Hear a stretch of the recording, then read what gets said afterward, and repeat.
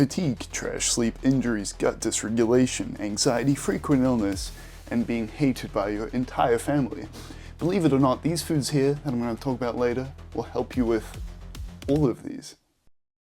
It's really that simple. I reference a good bit about anti-inflammatory foods on the channel because they are just so potent, dude. But I wanted like one comprehensive guide I could reference back to my other videos. And I always feel like this is a bit of a rogue topic because not that many people talk about it, particularly like people in charge of health practices. It's kind of weird, I think maybe just because Big Pharma doesn't want people to actually be healthy, not without their meds at least. Like, are you ready for this consultation here, dude? It's like, okay, so I'm like I don't know, a doctor or something, apparently.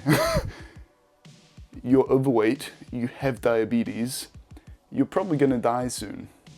So, do you exercise at all? Not even once. Okay, do you sleep much, like at all? I tend to get like 8 hours per week. Alright, here's some meds. Take it with this stuff. My name's Shay, I'm a nutritionist and an international level athlete, and myself, you guys on the channel, and the people around me, anyone who has done this is like, yes, this works. So let's get going. So I'll get into why these are fantastic, but I want to explain a bit of the chemistry quickly. So you have these things called free radicals or radical oxidative species. These are things that are in your body and they're missing an electron and they're so thirsty to get this electron. Dude, they're swiping right on everything on Tinder. Dude, just please, I'm so thirsty, give me an electron, so that they'll actually rub it from other cells and cell components, which can cause quite a bit of damage because they're violent, dude, they're hungry. So these can be generated just in regular metabolism, so we're all getting some of them, but you can also get them through like certain foods, like heated seed oils I talk about a bit, chronically high blood sugar, carcinogens like radiation or smoking. And what the antioxidants do, it's like they donate that electron. They're like, take it, dude, be happy, don't knock anything over. That's basically what they do. And then you're thinking, well, if the antioxidant loses the electron, surely it becomes like a free radicals because it also wants an electron. Kind of, but they're a lot less damaging, and when you have a big network of antioxidants, they can kind of work together to, you know, work something out, as they call it. Some of them will recycle, some of them will interact to make things a little bit cleaner, which is kind of the reason why having a big network of not only a lot of them, but different kinds of antioxidants in the body, which we'll get into, is pretty beneficial. So let's get into why. Why do I even bother with these foods? Like, what's the point? They don't even taste good. Get me to McDonald's, dude. But I think one of the coolest things I've noticed is less sleep. And I don't mean like, oh bro, I can get away with 5 hours now, dude. I never recommend that. Don't ever slash your sleep. But I wake up earlier with less sleep without an alarm, feeling absolutely fantastic. Like, it's crazy. Like, when I first made the switch and really prioritized these things, I was like waking up, it's like, oh, I feel pretty good. What is it, 8:30? It's 7, okay? But generally probably like half an hour to a full hour of less sleep I actually need, which that in itself is crazy. And the reasoning being is like, well, for one, your sleep is higher quality because there's less actual damage and repair needed in the body, so your body can actually focus on other things when you're recovering. And also there's actual less repair that needs to be done, so theoretically you might need less sleep. It has been linked to sleep quality in scientific literature as well. But like, that alone, dude, that's a reason enough to prioritize these foods. But that's not even, that's the tip of the iceberg, dude. There's so much more. Less of these free radicals around, your immune system just functions a lot better as well.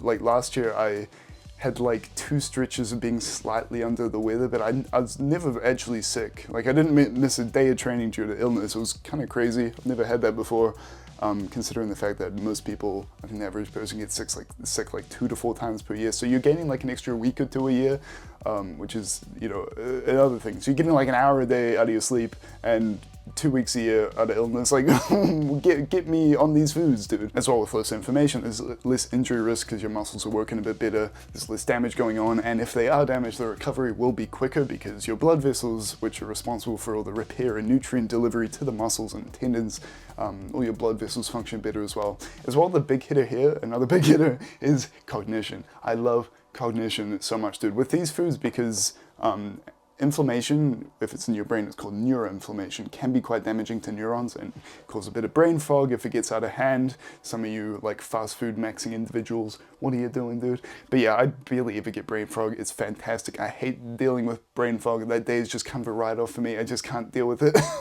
But I don't get that very often. And another huge thing is like certain anti-inflammatories like omega-3 can help with anxiety and mood as well, but also longitudinal cognition. So if there's less damage in the brain, less neuroinflammation, your neurons stay healthier, which means you're a lot less likely to cause or run into neurodegenerative diseases later on in life, which is kind of huge because it's like, well, if you're healthy at 80 but your brain's kind of falling apart, it's not really worth it anymore, you know? As well, gut bacteria is there too, which just helps everything even more, including cognition. So yeah, some of these things do help your gut. But yeah, let's get into some of these nutrients. So I'll blitz through quickly some of the like pure micronutrients that have some ability with antioxidants. I'd recommend you just plug your diet into Chronometer and see if you're getting enough of these, like vitamin C from usually fruit, vitamin D from like the sun or oily fish, or even milk, vitamin E from nuts, seeds, avocado. Selenium is pretty easy to get. Omega-3 is a bit harder to get. I get a lot from chia seeds because it's so cheap, unless you want to go for like oily fish or just fish oil tablets, but that's up to you. I wouldn't rag on too much there, but just check you're getting enough in Chronometer, okay? Just call it there. Okay, so on to the good stuff now, the pure antioxidants. Now, there's a lot of different classes of these that you'll get in different types of foods, and as I said before, it's pretty important just because different classes will build like a big network of antioxidants, which can be helpful as well. They'll target different types of free radicals, so you're just covering all your bases. But I think these foods in general will probably your best bet. For cooking oils, I really recommend extra virgin olive oil, cold pressed in a darker bottle. Fantastic stuff, won't cause some of these free radicals that might be caused with cooking with seed oils as well. You get some vitamin E, some flavonoids, it's good stuff. Flavonoids are a pretty common antioxidant class, but as well fruits in general. I did a big fruit tier list, but coming out on top with like most of the berries, particularly like blueberries, cherries was there too. Most citrus fruits are okay. Pears are actually pretty underrated for like a cheaper one too. So buying like frozen berries is a really good option just because they're, you know, cheap. They're always there in the supermarket and you can pretty much throw them in, you know, I throw them in like oatmeal or like a smoothie or something, easy. I'd say chia or flax seeds for like an omega-3 bomb. Omega-3, as I said before, is probably the hardest of the micronutrients that I mentioned before to actually get, and as I've mentioned before on the channel, if we get too much omega-6, which we do get through like the processed modern diet, omega-3 can help counter this because an imbalance can be a bit detrimental towards inflammation. So be sure you're getting your omega-3s, and whether it be with oily fish like salmon or sardines or trout or mackerel, or with these chia or flax seeds, dude, get them in, dude, get them, stop it.